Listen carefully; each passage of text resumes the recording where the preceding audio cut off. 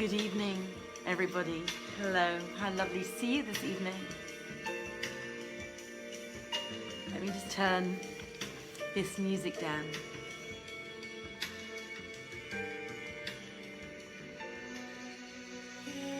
So beautiful.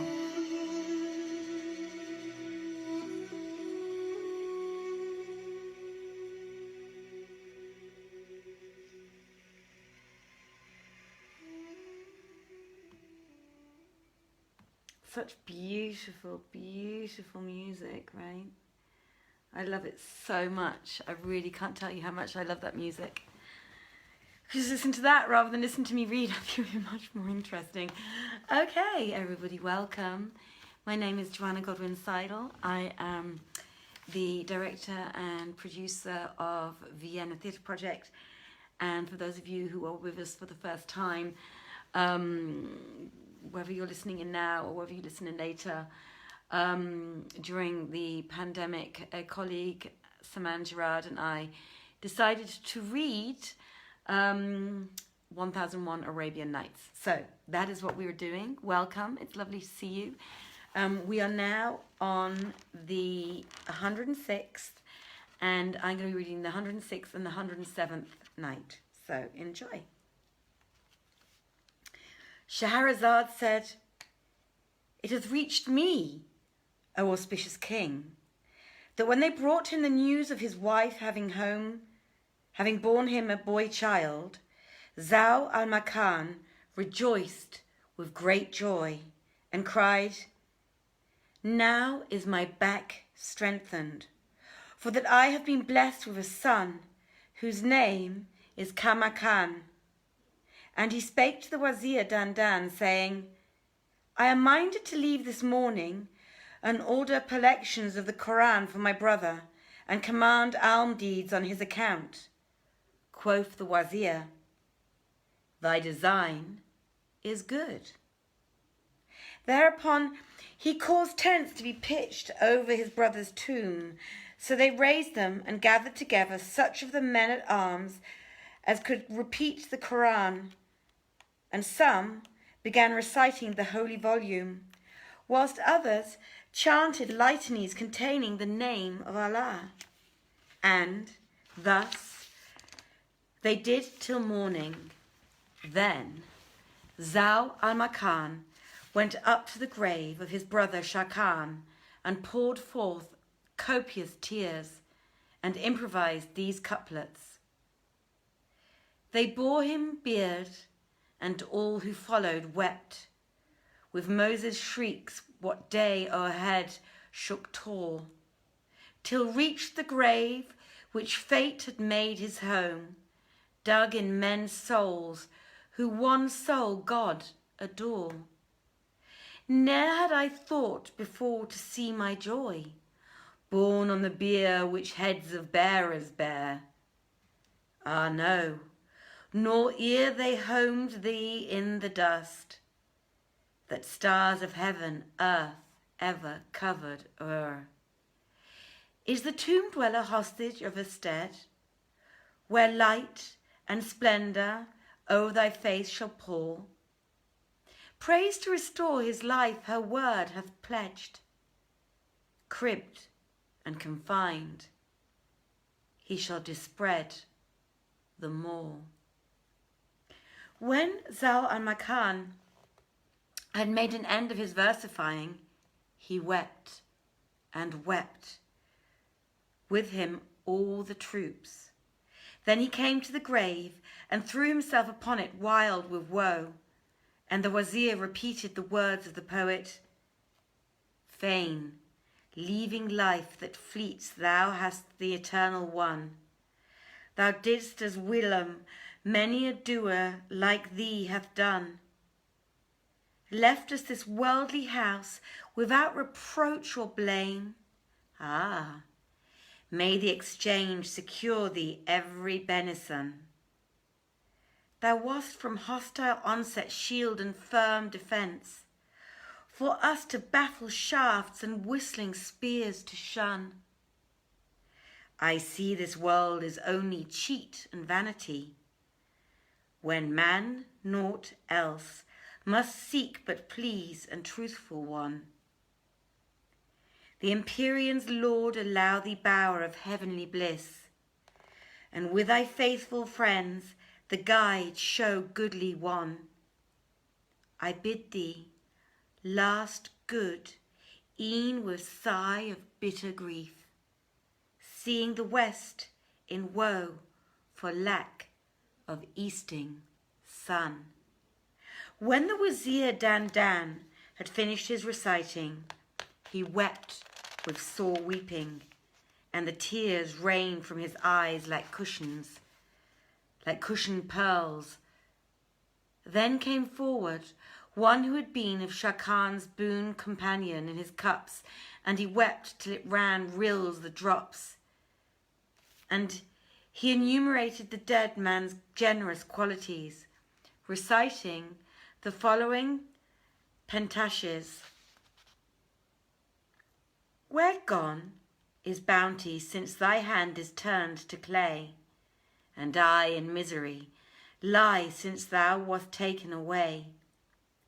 Seest not, O little guide, heaven keep thee glad and gay? How tears adorn my cheeks, these furrowed wrinkles fray, a sight to joy thine eyes and fill thee with dismay. By Allah, ne'er this heart within I spoke of thee, ah no, nor dared my sight to see thy brilliancy, save that my teardrops sorest wound have garred me dree. Ye, and if e'er on other rest these eyne of me, may yearning draw their reins, nor safer sleep to see. And when the man stinted reciting, Zal al-Makan and the minister Dandan wept, and the whole army was moved to tears. After which all retired to their tents, and the king, turning to the wazir, took counsel with him concerning the conduct of the campaign. On this wise the two passed days and nights, while Zal al-Makan was weighed down with grief and mourning, till at last he said, I long to hear stories and adventures of kings, and tales of lover folk enslaved by love. Haply Allah may make this solace that which is on my heart of heavy anxiety, and stint and stay my weeping and wailing.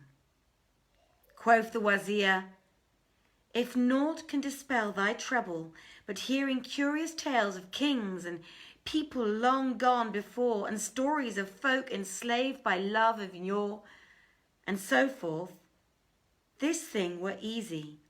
For I had no other business in the lifetime of thy father, who hath found mercy, than to relate stories and to repeat verses to him. This very night I will tell thee a tale of a lover and his beloved. So shall thy breast be broadened. When Zal al-Makan heard these words from the minister, his heart was set upon that which had been promised to him, and he did nothing but watch for the coming of the night, that he might hear what the wazir Dandan had to tell of the kings of yore, and distracted lovers long gone before. And hardly would he believe that night had fallen, ere he bade light the wax candles and the lamps, and bring all that was needful of meat and drink and perfume gear and what not.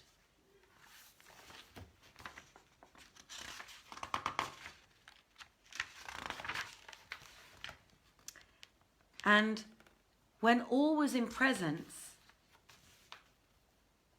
he summoned the Wazir Dandan and the Emirs Rustam and Bahram and Tarkash and the Grand Chamberlain, then waited till the whole party was seated before him. Whereupon he turned to the minister and said, Know, O Wazir, that night is come, and hath let down over us its veil of gloom. And we desire that thou tell us those tales which thou promised us. Replied the Wazir, with joy and goodwill. And Shahrazad perceived the dawn of day and ceased to say her permitted say. Now, I am going to carry on with the 107th night. Just give me a second because I'm going to take a sip of water and then we will resume the story ASAP. I hope you're all still sitting comfortably. Good evening, Alexander. Good evening, Michael.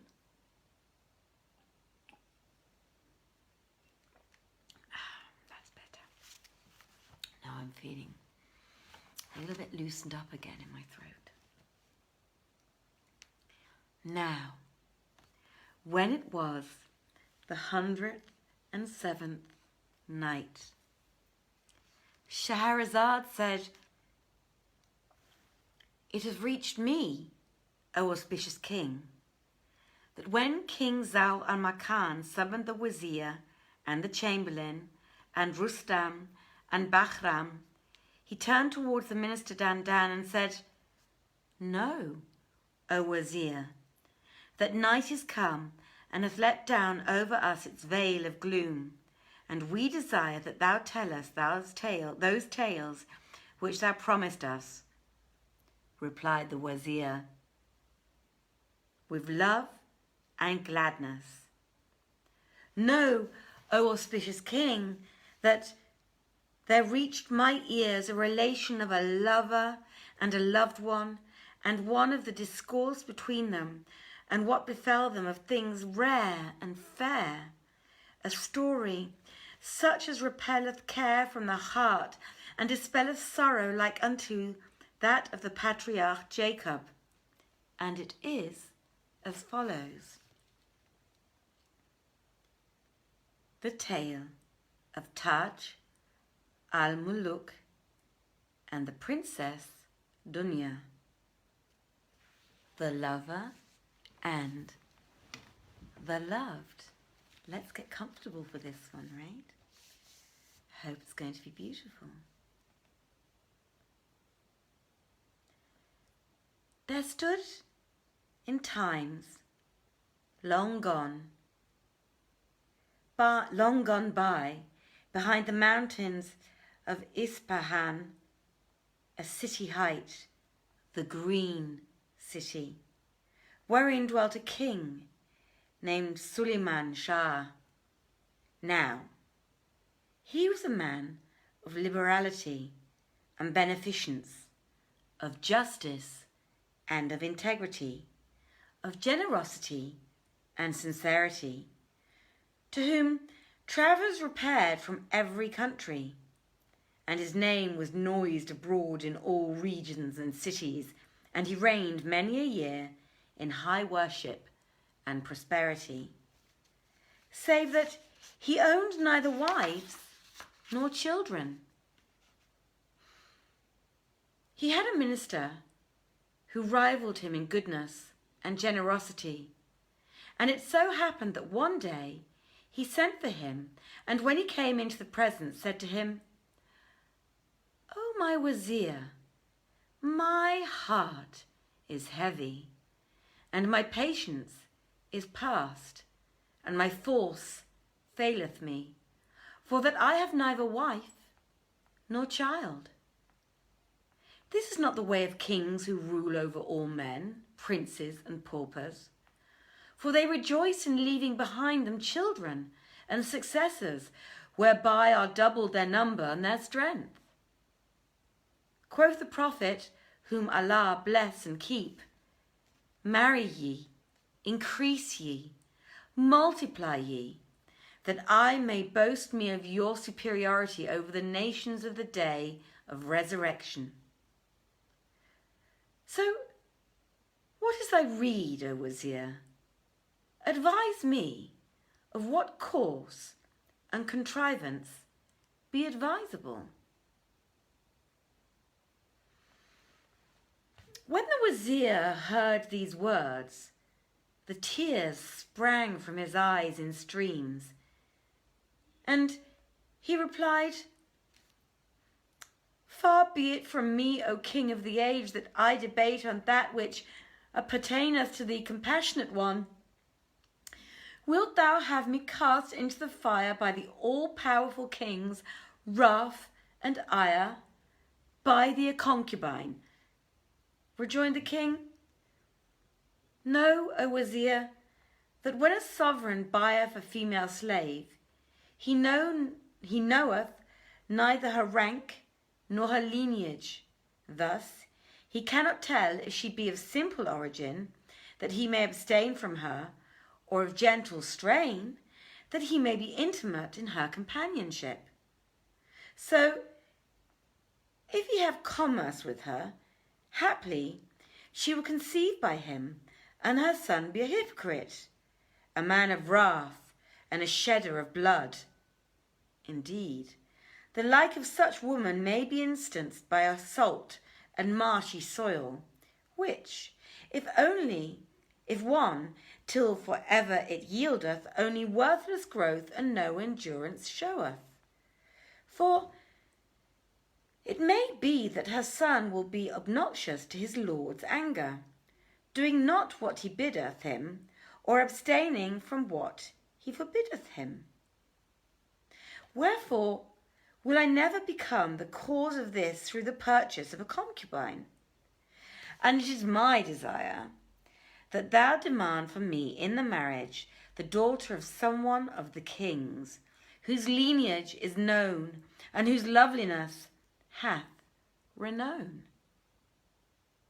If thou can direct me to some maiden of birth and piety of the daughters of Muslim sovereignty, I will ask her in marriage and wed her in presence of witnesses, so may accrue to me the favour of the Lord of all creatures." Said the Wazir, "O King, verily Allah hath fulfilled thy wish, and hath brought thee to thy desire." Presently adding, "Know, O King, it hath come to my knowledge that King Zar Shah, Lord of the White Land, hath a daughter of surpassing loveliness, whose charms talk fail to express. She hath not her equal in this age, for she is perfect in proportion and symmetry, black-eyed as if coal-dyed, and long-locked, wee of waist, and heavy of hip. When she draweth nigh, she seduceth, and when she turneth her back, she slayeth. She ravisheth heart and view, and she looketh even as saith of her the poet, a thin waist maid, who shames the willow wand, nor sun, nor moon, can like her rising shine. 'Tis as her honeydew of lips were blent with wine, and pearls of teeth were bathed in wine. Her form like heavenly Houris graceful slim, fair face, and ruin dealt by glancing eyne. How many a dead done man her eyes have slain, upon her way of love in ruin lion. And live I, she's my death, I'll say no more, but dying without her vein were life of mine." Now, when the Wazir had made an end of describing that maiden, he said to the King Zar Shah, "It is my counsel, O King, that thou dispatch her father an ambassador, sagacious, experienced, and trained in the ways of the world, who shall cautiously demand her in marriage for thee of her sire. For in good sooth She hath not her equal in the far parts of the world, nor in the near. So shalt thou enjoy her lovely face in the way of grace, and the Lord of glory be content with thy case. For it is reported of the prophet, whom Allah bless and preserve, that he said, there be no monkery in al-Islam. At this, the king was transported to perfect joy. His breast was broadened and lightened. Care and cark ceased from him, and he turned to the wazir and said, know thou, O minister, that none shall fare about this affair save thou, by reason of thy consummate intelligence and good breeding. Wherefore, hie thee home, and do all thou hast to do, and get thee ready by the morrow, and depart and demand me in marriage this maiden, with whom thou hast occupied my heart and thought, and return not to me, but with her. Replied the wazir, I hear, and I obey. Then he hied to his own house, and bade make ready presents befitting kings, and precious stones, and things of price, and other matters light of load, but weighty of worth, besides rabbite steeds, and coats of mail, such as David made, and chests of treasure, for which speech hath no measure. And the wazir loaded the whole on camels and mules, and set out, attended by 100 slave girls, with flags and banners flaunting over his head. The king charged him to return to him after a few days, and when he was gone, Sulayman Shah lay on coals of fire, engrossed night and day with desire, spanning fertile field and desert site, till but a day's march remained between him and the city whereto he was bound. Here he, the envoy, sat him down on the banks of a river, and summoning one of his confidants, bade him wend his way to King Zahr Shah and announce his approach without delay. Quoth the messenger, I hear, thank you for the like. Quoth the messenger, I hear, and I obey. And he rode on in haste to the city, and, as he was about to enter therein, it so chanced that the king, who was sitting in one of the pleasurances before the city gate, espied him as he was passing the doors, and knowing him for a stranger, bade bring him before the presence. So the messenger, coming forward, informed him of the approach of the wazir of the mighty King Sulayman Shah, lord of the green land and of the mountains of Isfahan, whereat King Zahr Shah rejoiced and welcomed him. Then he carried him to the palace and asked him, Where leavest thou the wazir? And he answered, I left him in early day on the banks of such a river, and tomorrow he will reach thee. Allah continue his favours to thee, and have mercy upon thy parents.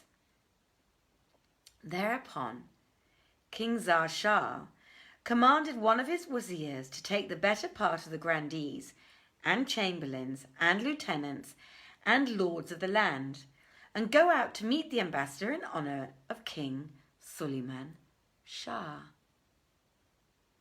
for that his dominion extended over the country.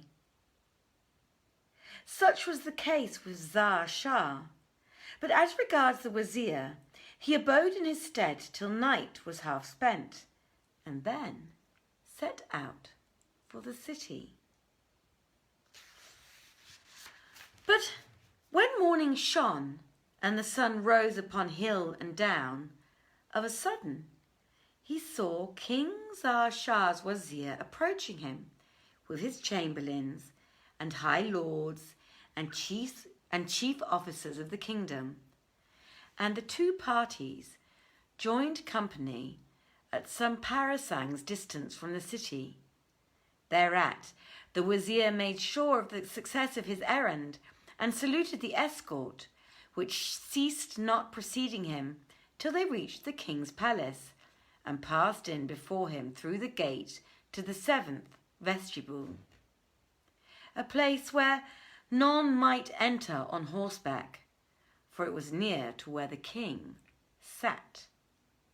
So the minister alighted and fared on afoot till he came to the Loity saloon, at whose upper end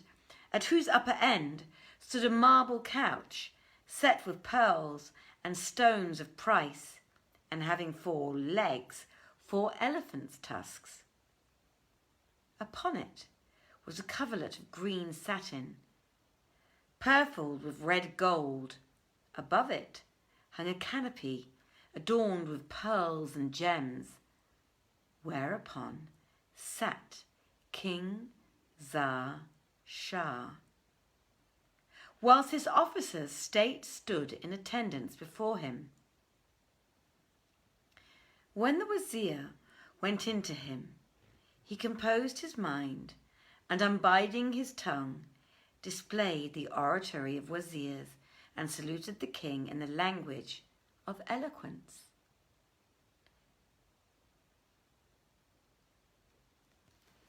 And Shahrazad perceived the dawn of day and ceased saying her permitted say. I've said those words so many times now that I know it off by heart. Ladies and gentlemen, let me see if I can put some light music back on for us as I say goodbye, because I do love that music so much. I'm going to turn it up just a little bit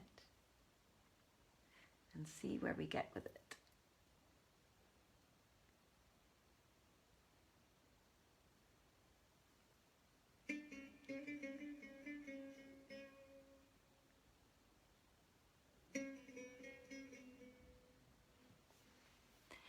It was, as usual, an absolute pleasure reading for you this evening.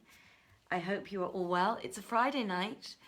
For those of you who are no longer in lockdown, I hope you have enjoyed your evening. If you haven't enjoyed it yet with me right now live, but you watch this at a later moment, I hope you had a great evening this evening. I hope you enjoyed my reading. Please take care of yourselves. The pandemic is still a thing, apparently, so we do all have to be very, very careful. Here in Austria, we are still masking up. Actually, I'm noticing on the streets that more people are masking up again, which they kind of got very relaxed with for a while. So do look after yourselves, look after your family and your loved ones. What do I say? Your family and your loved ones. Wait, they should be the one and the same thing, right? Hi, Katerina. It's so lovely to see you this evening again. And yeah, I have nothing to say. The weather is beautifully hot here in Vienna. We had 36 degrees today. I had a wonderful, wonderful day filled with meetings, and in the evening got to spend a lovely few hours with a very, very dear lady who's going to be in our next show.